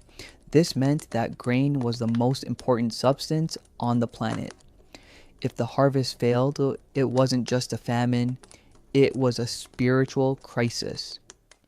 You watch as the priest prepares the host. For the altar, the bread must be white, unleavened, and made of the finest wheat. It's the manche of the Spirit. While you are out here with your vulgar Maslin loaf, the church is using a highly refined, pure wafer. Historians still argue whether the church's strict requirement for pure wheat for the Eucharist was the primary driver for the mass deforestation of Europe, as farmers cleared land to grow the holiest grain to meet the demands of a growing network of parishes. This religious preference for wheat over the more rugged rye or barley changed the very landscape of the continent, creating a wheat belt that was often less ecologically resilient than the ancient mixed fields. But even your humble, dark loaf is treated with a level of reverence that would make a modern foodie look like a casual amateur. If you drop a piece of bread on the dirt floor of your cottage, you don't just 5-second rule it. You pick it up and you kiss it. You blow on it to remove the dust and you offer a quick prayer of apology. Wasting bread is a venial sin, a slap in the face to the God who provided the rain and the sun. In your modern world, we throw away nearly 40% of our food, treating a half-eaten sandwich like a piece of inconvenient trash. Here, that act would be seen as a form of minor blasphemy. There is a quirky fringe tidbit about magic bread that shows just how blurred the lines were between religion and superfood folklore. In some regions, people would take a piece of the eulogia, bread that had been blessed but not consecrated as the Eucharist, and carry it in their pockets as a lucky charm to ward off illness or bad weather. Some particularly daring peasants were known to sneak the holy bread out of the church to bury it in the corners of their fields, believing it would act as a supernatural fertilizer. It's a 13th century equivalent of putting a crystal in your garden to help your kale grow, except the crystal is a sourdough crust and you might get excommunicated if the priest catches you. Think about the psychological superfood effect of this. When you eat your bread, you are participating in a cosmic ritual. This sense of gratitude and presence actually has a biological impact. Modern science tells us that eating in a relaxed, grateful state, away from the fight or flight stress of a digital screen, improves digestion and nutrient absorption. You aren't scrolling through a stressful news feed while you chew. You're reflecting on the daily bread you just prayed for. Your parasympathetic nervous system is wide open, allowing your gut to do its work with maximum efficiency. Your modern stress eating a bagel while sitting in traffic is the polar opposite of this medieval soul feeding. The church bells ring again, signaling the Angelus. You stop what you're doing and take a breath. The air is cool and the smell of the grain fields is always present, a constant reminder of the cycle of life. Even the anatomy of your loaf is holy. The crust is seen as a protective shell of faith, the crumb is the soft heart of charity, and the yeast is the spreading power of the Spirit. It's a bit much, honestly. Sometimes you just want a snack without a theology degree, but it imbues every bite with a sense of purpose. However, there's a dark sarcasm to this religious obsession. While the bread is holy, the people who make it are often treated like dirt. The miller is a thief, the baker is a cheat, and the peasant is a beast of the field. The church tells you the bread is sacred, but the Lord tells you that you owe him half of it in taxes. It's a complicated relationship. You're eating a superfood that is legally and spiritually mandated, but you're doing it under the constant threat of you probably won't survive this winter if the holy grain gets a blight. As you stand there in the churchyard, you notice a woman rubbing a piece of bread against a stone statue of a saint. She then feeds the bread to her sickly child. In her mind, the holiness of the stone has transferred into the superfood of the grain. To a modern doctor, this is a nightmare of cross-contamination and superstition. But to the medieval mind, it's just another layer of nutrition. They didn't have vitamin C tablets, so they used St. Paulippus's bread to cure a fever. It's easy to mock, but there is something beautiful about the wholeness of this world. Nothing is isolated. The dirt is the grain is the bread is the body, and the body is the soul. We've refined our lives so much that we've separated our food from our meaning. We eat functional bars and meal replacement, shakes that have all the data of nutrition but none of the poetry. Your medieval loaf, with its thick stone-milled crust and its wild yeast tang, is a poem. It's a prayer you can chew. The bells finally fall silent, leaving a ringing void in the air. You look down at your hands, which are still dusty from the morning's work. You realize that the spiritual power of the bread is just as important as the minerals. It's what keeps you going when your wool tunic is wet, your boots are leaking, and the medicine is just a barber surgeon with a rusty bowl. You take another bite, the sourdough acidity waking up your tongue. It's good, it's honest, it's holy, but as you turn to leave the churchyard, you notice a strange, dark discoloration on some of the rye stalks near the path. A tiny purple-black spur that looks like a claw. You don't know it yet, but the holy grain has a hellish cousin, and the superfood you rely on is about to reveal its most dangerous psychedelic secret. You stand frozen on the muddy path, your fingers hovering over that strange blackish-purple growth on the rye stalk. In the 21st century, if you saw a weird mold on your groceries, you'd throw the whole bag away and maybe write a strongly worded email to the store manager. But here, in the damp, cooling air of 1250, you might just think it's a bit of sooty grain, or a sign of a particularly wet spring. You don't know it yet, but you are looking at Claviceps purpurea, or ergot. It is the toxic X of the grain world. It looks like a regular part of the family, but it is about to ruin everyone's life in a way that is both terrifying and, in a very dark way, a bit surreal. This is the dark side of your medieval superfood. Because rye is so hardy and thrives in the wet, cold climates of northern Europe, it is also the perfect host for this fungus. In a year with a particularly rainy spring and a humid summer, exactly the kind of weather that makes your itchy wool tunic feel like a damp sponge, the ergot thrives. It replaces the healthy grain with a sclerotium, a hard, curved spur that looks like a miniature crow's claw. When this gets harvested along with the rest of the crop and ground into that stone milled flour we talked about, the entire village is about to go on a trip that no one signed up for. Modern science tells us that ergot contains alkaloids that are chemically related to LSD.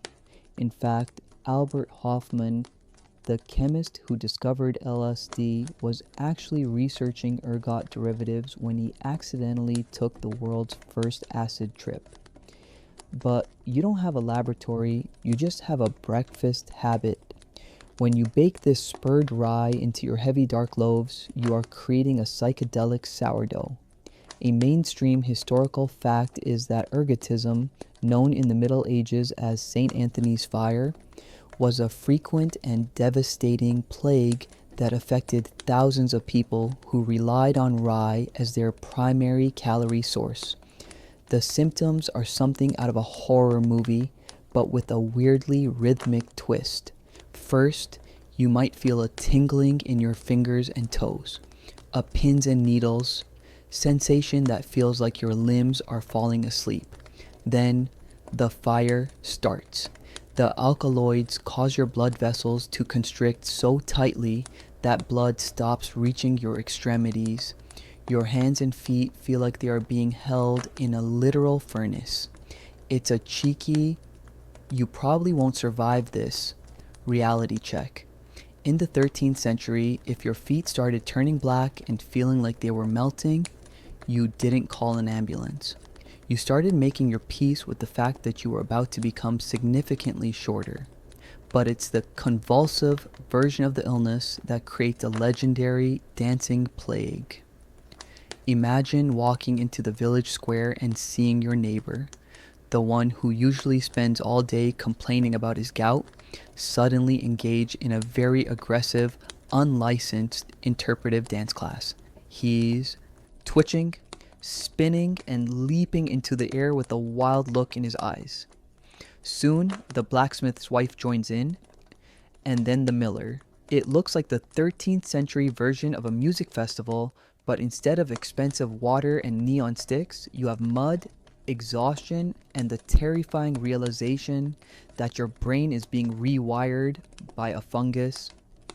Historians still argue whether these mass outbursts, like the famous dancing plague of Aachen or the later one in Strasbourg, were caused entirely by ergot poisoning or if they were a mass psychogenic illness triggered by the extreme stress of famine and plague. It's a fascinating debate. Was the village actually tripping on their sourdough? Or were they simply so traumatized by medieval life that they collectively lost their minds and decided that dancing until their feet bled was the only logical response? Either way, the superfood has turned into a super hallucinogen. There is a quirky, fringe tidbit about how the medieval world cured this. If you were suffering from St. Anthony's fire, the most common prescription was a pilgrimage to a monastery of the Order of St. Anthony. These monks were the ergot specialists of the era. They would take you in, pray over your burning limbs, and feed you a very specific diet. The secret miracle drug, they fed you pure white wheat bread and red wine. Because the monks were wealthy, they didn't eat the peasant rye that was contaminated with ergot. By simply switching your diet from the infected superfood to the clean elite bread, your symptoms would disappear. To the peasant, it looked like a divine miracle. To a modern biologist, it's just a successful detox from fungal alkaloids. Think about the irony. We've spent this whole journey praising the dark, whole grain rye for its minerals and its slow burning energy. But here, the unhealthy, white bread of the nobility becomes the literal lifesaver. It's a reminder that in the medieval world, everything is a double-edged sword. The same damp weather that ensures a bountiful harvest also invites the devil's claw into your flour. You watch as the village priest tries to perform a system restore on a dancing peasant using only holy water and a very stern look. It's not working. The ergot is too strong. The air in the square smells of sweat and fear, a sharp contrast to the sweet, nutty aroma of the honest bread we were enjoying earlier. This is the reality check of the pre-industrial food chain. When you are that close to the earth, you are also that close to its poisons. There's a certain dark humor in imagining the village IT department, the local priest and the barber surgeon, trying to figure out why everyone is suddenly seeing dragons and dancing like possessed marionettes. Medicine is really just polite torture with a theology degree, and in this case, the theology is failing against the chemistry of the claviceps. You realize that the purity laws we talked about, the size of bread, weren't just about weight, they were about survival. A baker who didn't clean his grain properly wasn't just a cheat, he was a drug dealer who didn't know he was dealing. As you step away from the rye field, being very careful not to touch those purple-black spurs, you feel a new respect for the mother starter. Fermentation can do a lot of things. It can break down gluten, it can unlock minerals, but it can't always neutralize a powerful alkaloid. You look at your own loaf, the one you've been carrying. Is it safe? You didn't see any black spurs when you were at the mill, but then again, the mill was dusty and dim. This uncertainty is the permanent background noise of medieval life. Your superfood is a miracle of a nutrition, but it's a miracle that requires constant vigilance. You wrap your loaf tighter in its cloth, feeling the solid, comforting weight of it. You'll take the risk. You have to. In a world where 80% of your calories come from this one source, you don't have the luxury of organic certified labels or lab-tested seals. You just have your senses, your traditions, and a hope that today's breakfast doesn't lead to tonight's demonic dance. You turn your back on the spurred rye and head toward the future, where a new kind of demon is waiting to change the bread forever. One made of iron, steam, and the end of the stone-milled era. The rhythmic, organic thrum of the water wheel and the slish-slash of the village stream begin to fade, replaced by a sound that is much louder, harsher, and significantly more aggressive. It's a K-thump, hiss, K-thump that vibrates through the cobblestones and shakes the soot loose from the chimney. You are no longer standing in a field of diverse grains under a wide gray sky.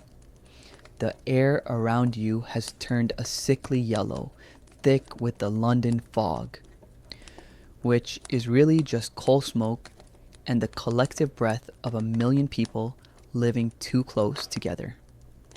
It is the late 19th century, and the superfood we've been tracking for centuries is about to be systematically dismantled by the great iron gods of the Industrial Revolution.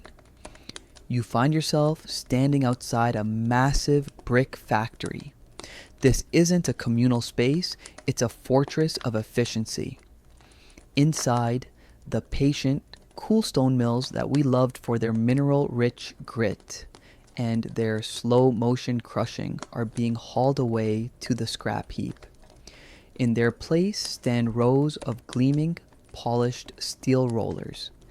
In your modern world, we think of steel as a sign of cleanliness and progress, but for the soul of the grain, steel was the executioner.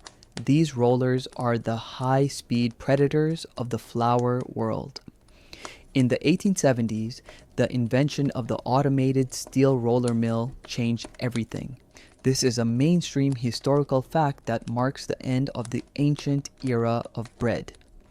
Unlike the stone mills, which crushed the entire grain into a single, cohesive flour, these steel rollers were designed for gradual reduction. They could precisely strip the grain apart. They could isolate the starchy white endosperm and discard the germ and the bran with surgical precision. Why? Because a germ contains those healthy fats and oils that make stone ground flour spoil after a few weeks. In the new industrial world of global shipping and urban sprawl, a living food was a liability. The factories wanted a product that was dead, something that could sit in a warehouse for 6 months without turning rancid or attracting a single self-respecting weevil. You watch as the flour pours out of the machines. It isn't the creamy, flecked off-white of the medieval mother flour. It is a stark, blinding, chemical white. It looks less like food and more like a very fine, very legal powder used by 1980s stockbrokers. To the Victorian public, this was the ultimate victory. For 1,000 years, white bread was the exclusive prize of the nobility, the manche of the kings. Now, thanks to the steam engine and the steel roller, even the poorest chimney sweep could eat the bread of a lord. It was the democratization of status, but it was a biological bait and switch. Historians still argue whether the sudden mass adoption of white flour in the late 1800s was the primary driver of the great stagnation in public health during the Victorian era, as whole populations were suddenly deprived of the B vitamins and minerals they had relied on since the Stone Age. We basically took the most successful superfood in human history and refined it until it was nothing but a bag of empty, fast-burning starch. It was the fast fashion of calories. There is a quirky fringe tidbit about Victorian whiteness that makes modern food safety look like a 5-star resort. Because the public was so obsessed with their bread being snowy white, but the cheap flour was often still a bit gray, dishonest bakers began adding aluminum potassium sulfate. Yes, they were literally putting a whitening chemical used in tanning leather and making fire extinguishers into the bread dough to make it look purer. If the medicine is really just polite torture with a theology degree, then the Victorian bakery was really just a chemistry set with a death wish. People were eating bread that was technically part leather treatment, all so they could feel like they were sitting at the Lord's table. As you stand in this industrial kitchen, you notice that time has also been industrialized. We don't have 24 hours for a slow mother fermentation anymore. The steam engine doesn't wait for lactobacilli to do their chemical exorcism of the gluten. The factories began using massive amounts of concentrated yeast to make the bread rise in a fraction of the time. The long rise, the very thing that made the medieval bread a bioavailable miracle, was discarded as inefficient. It was the birth of fast bread. Think about what this did to your body. You are now eating a loaf where the gluten hasn't been pre-digested, the phytic acid is still firmly locked onto the few minerals left in the flour. The fiber is gone, so the starch hits your bloodstream like a physical blow. Your pancreas, which for 10,000 years had been dealing with slow burn, rye, and maslin, is suddenly being asked to process a sugar bomb every single morning. This is the moment the modern gut crisis began. We replaced the cauldron of the stomach with a clogged pipe. The sarcasm of progress is that we thought we were winning. We thought we had conquered nature. We had bread that stayed soft for weeks. We had bread that was as white as a cloud. We had consistency. But you, standing there in the soot-stained streets of the 19th century, can see the cost. The people look pale. Their teeth are still bad, but now it's from sugar and soft bread rather than stone grit. They are full, but they are hungry. It's a paradox of the industrial age, hidden hunger. You can eat 3 loaves of this new white bread and still be deficient in vitamin B1, leading to conditions like beriberi, a disease that medieval peasants, for all their vulgarity, almost never had to worry about. There's a cheeky, you probably won't survive this reality check here. If you were transported from the year 1250 to the year 1880, you'd probably think the food looked cleaner and fancier. But your medieval body would start falling apart within months. You'd miss the dirty flour. You'd miss the sour tang. You'd miss the physical resilience that came from eating the entire soul of the plant. You look at the steam engine, its pistons pumping with a mindless metallic fury. It doesn't care about your gut microbiome. It doesn't care about the mother. It only cares about throughput. It has turned the staff of life into a commodity. The bread has become a product rather than a presence. You pick up a slice of this new industrial loaf. It's soft. It's bouncy. It's utterly, devastatingly empty. As the sun sets over the smokestacks, turning the sky the color of a bruised plum, you realize that the superfood is dead, or at least it's been put into a deep chemical sleep. We've entered the era of the white loaf, and the next stage of our journey will take us into the 20th century, where things get even weirder, where we try to fix the dead bread by injecting it with synthetic vitamins and sugar, creating the plastic-wrapped supermarket scam that you probably have in your toaster right now. You turn away from the factory, the K-thump of the pistons echoing in your head like a funeral drum for the honest grain. You are standing in the middle of a modern supermarket at 3 a.m., the fluorescent lights hum with a high-pitched clinical anxiety that makes your skin feel like it's being scanned by an alien civilization. The air doesn't smell like wood smoke or fermenting mother dough. It smells like floor wax and the vague, sweet scent of artificial vanilla. You are in the bread aisle, a long plastic-shrouded tunnel of rectangular loaves that look so identical they could have been printed on a 3D printer using beige as a primary filament. This is the final evolution of the supermarket scam, and it's a cheeky, you probably won't survive this reality check. If you showed a medieval peasant this bread, they'd probably try to use it to insulation their hut rather than put it in their stomach. In your hand is a loaf of modern, enriched white bread. It is remarkably soft, so soft that if you squeezed it, it would deflate into a small doughy ball of sadness. This is the result of the Chorleywood bread process, a mainstream historical fact that completely broke the staff of life in 1961. Before Chorleywood, even industrial bread took a few hours to rise, but the British scientists who developed this process decided that time was an expensive luxury they could no longer afford. They invented a way to use high-speed mechanical shearing, essentially beating the living daylights out of the dough, combined with massive doses of yeast and improvers to turn flour into a finished loaf in about 80 minutes. The superfood we've been tracking for 15 sections didn't just die in 1961, it was liquidated. Because the Chorleywood process skips the fermentation entirely, there is no molecular scissors to snip the gluten. There is no chemical exorcism of the phytic acid. You are eating raw, unfermented grain proteins that have been puffed up with gas.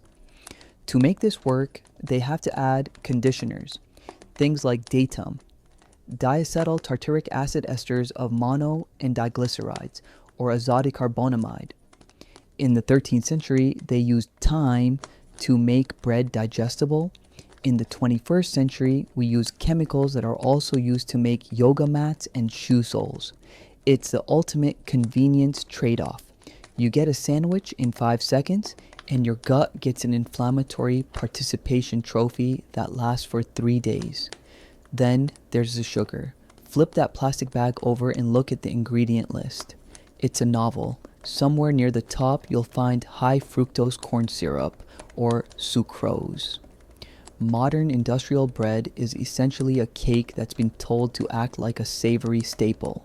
We add sugar to feed the massive amounts of yeast and to make the bread taste pleasant to a population that has been Pavlovically conditioned to crave sweetness. In the medieval world, the only sweetness in your bread came from the natural maltose produced by the slow breakdown of starches.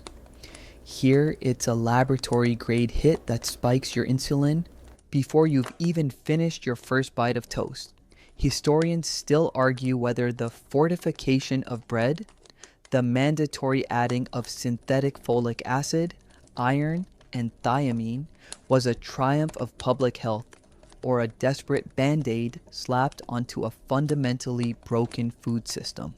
We strip the grain of its natural, bioavailable minerals using steel rollers. Then we spray a few synthetic vitamins back on like a cheap perfume, and then we call it enriched. It's like stealing someone's car, giving them back a rusty bicycle wheel and telling them they've been upgraded. Your medieval vulgar bread didn't need enrichment because it was already a mineral bomb. Your modern bread is a ghost of a plant trying to pass as a nutrient. There is a quirky, fringe tidbit about modern bread that is almost too weird to be true. To keep these loaves from molding on the shelf for 3 weeks, companies use calcium propionate, but they also use L-cysteine as a dough conditioner to make it extra stretchy. A significant portion of the world's industrial L-cysteine has historically been derived from, and I am not joking, human hair gathered from barbershops in China or duck feathers. While many companies have moved toward synthetic versions, the yuck factor remains. You are eating a superfood that might contain the molecular echoes of a stranger's haircut. Compare that to the medieval mother starter, which was just flour, water, and air. Medicine is really just polite torture with a theology degree, but modern food processing is really just alchemy with a corporate budget. You put the loaf back on the shelf, the plastic crinkling with a hollow, sterile sound. You realize that we've been scammed. We were promised whiteness and purity and softness, and in exchange, we gave up our metabolic health. We traded the stone-milled grit that built skeletal strength for the pillowy softness that builds leaky gut and brain fog. Your modern gluten sensitivity isn't a mystery. It's a predictable outcome of skipping the 24-hour fermentation ritual that human beings practice for 5,000 years. We are the first generation in history to try and survive on dead bread. The supermarket is silent except for the hum of the freezers. You feel a strange sense of loss. You miss the singing of the crust coming out of the communal oven. You miss the honesty of the size of bread that would have put these corporate CEOs in the pillory for adding yoga mat chemicals to the village's calories. We have infinite choice. You can buy honey oat, 12 grain, or artisan style. But it's all just the same industrial foam wearing different costumes. It's biodiversity as a marketing gimmick rather than a survival strategy. But there is a glimmer of hope. In the corner of the aisle, you see a small, heavy loaf with a sourdough label. It's expensive, $6 for a small bula, but it feels different. It's not quite the medieval maslin, but it's a step back toward the light. It's a reminder that the mother is still out there, waiting in the kitchens of people who have decided that their health is worth more than 80 minutes of industrial efficiency. As you walk toward the checkout, the cold air of the freezer section hitting your face, you realize that the journey of the superfood isn't over. It's just waiting to be reclaimed. We've spent the last 150 years trying to perfect bread by making it faster, whiter, and more profitable. We've reached the end of that road, and it's a dead end filled with chronic inflammation. The only way forward is to go back to the field, back to the stone, and back to the fermentation. You pay for your groceries, the digital beep of the scanner a sharp contrast to the church bells of 1250, and you prepare for the final section of our journey, the homecoming, where you learn how to bring the medieval magic back into your own 21st century kitchen. The fluorescent hum of the supermarket fades as you step out into the cool, real night air. The modern world is still there, of course. The distant rumble of tires on asphalt, the glow of streetlights, the digital tether in your pocket. But the weight of the story we've traveled through has changed the way you see the ground beneath your feet. You are no longer just a consumer in a global supply chain. You are a biological being with a deep ancestral memory of what real fuel feels like. You've seen the mineral-rich mud of the three-field system, felt the grit of the stone mill, and witnessed the chemical exorcism performed by a wild yeast mother. Now, it's time to bring that superfood magic back into your own life before we let the final embers of the hearth go cold and drift off into a deep metabolic sleep. Reclaiming the medieval loaf isn't about moving into a hut and wearing an itchy wool tunic, though honestly, in this economy, the hut is starting to look like a solid investment. It's about rewilding your kitchen. You don't need a steam engine or a lab-grade conditioner to make bread that heals you. You just need the three things the industrial world hates: flour, water, and time. You start by finding an honest miller. In your 21st century world, this means looking for stone-ground flour. You want the stuff where the germ and the bran haven't been refined out of existence. You want the flour that feels slightly greasy to the touch, the kind that carries the vitamin E and the minerals of the deep earth. Then you have to find the mother. You can start one yourself with just a jar and a bit of patience. You're inviting the invisible army of the air, the wild yeast and the lactobacilli that have been our partners for millennia, to take up residence on your counter. This isn't just a hobby, it's a biological restoration project. When you let your dough sit for 24 hours, you are allowing that ancient chemistry to work its magic. You're letting the phytase unlock the iron and the zinc. You're letting the bacteria pre-digest the gluten so your modern, pampered gut doesn't have to go to war every time you eat a sandwich. You're trading the Chorleywood speed for the medieval soul. Historians still argue whether the modern artisan bread movement is merely a middle-class aesthetic trend or a genuine grassroots response to the nutritional bankruptcy of industrial food. But when you pull a heavy, dark bowl out of your own oven, one you've scored with your own unique mark, and you hear that crust sing as it hits the cool air, you know it's not just a trend. It's a homecoming. You are eating the same slow burn energy that built cathedrals and plowed the heavy clay of the Middle Ages.